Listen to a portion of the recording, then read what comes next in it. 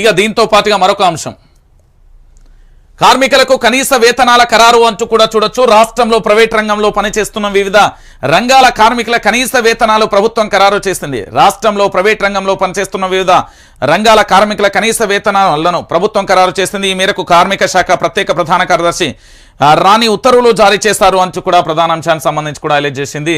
ఏంది అంటే, విద్యా వ్యవస్థ క్యాంపస్ ఇన్ఛార్జి జోనల్ 1 కింద 36,082, జోనల్ 2 కింద 31,918, పెట్రోల్ బంకులలో సేల్స్ మెన్ నెలకు 12,304, అటెండర్కు 12,096, దాంతోపాటు కోల ఫారాలలో వర్కర్లకు 11,521, దాంతోపాటు వెహికల్ డ్రైవర్కు 13,093, డ్రైవర్కు 12,057. అంటే కనీసం కార్మికులు ఎవరెవరైతే పనిచేస్తున్నారో వాళ్ళ జీతాలు ఇంతకంటే తక్కువ ఇవ్వకూడదు అనే ఒక డిమాండ్ను వాళ్ళు తెర మీదకి తీసుకొచ్చారు. సో ఇది మంచి పరిణామమే, వేతనాలు పెంచడం అనేది. కానీ దానికి సంబంధించి ఏం జరుగుతుంది, ఏం కథ అనేది కూడా చూడాల్సిన పరిస్థితి కనబడుతుంది. రైట్, గవర్నర్ కోటా ఎమ్మెల్సీకి ప్రమాణానికి బ్రేక్, తదుపరి ఉత్తర్వులు ఇచ్చే వరకు నిలిపివేసిన హైకోర్టు. గవర్నర్ కోటా ఎమ్మెల్సీల ప్రమాణ స్వీకారానికి హైకోర్టు బ్రేక్ పడింది.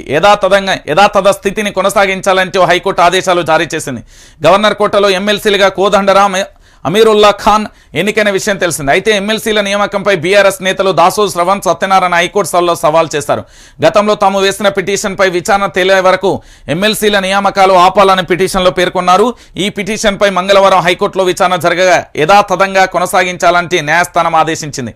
తదుపరి విచారణ ఫిబ్రవరి 8కి హైకోర్టు వాయిదా వేసింది. ఈ మేరకు గవర్నర్ కోటా ఎమ్మెల్సీలు ప్రొఫెసర్ కోదండరాం, అమీర్ అలీఖాన్లను నియమించడాన్ని సవాల్ చేస్తూ దాఖలైన పిటిషన్లపై రాష్ట్ర హైకోర్టు ఉత్తర్వులు జారీ. ఇది రాష్ట్ర ప్రభుత్వానికి భారీ ఎదురుదెబ్బ. రాష్ట్ర ప్రభుత్వానికి ఇది ఎదురుదెబ్బ.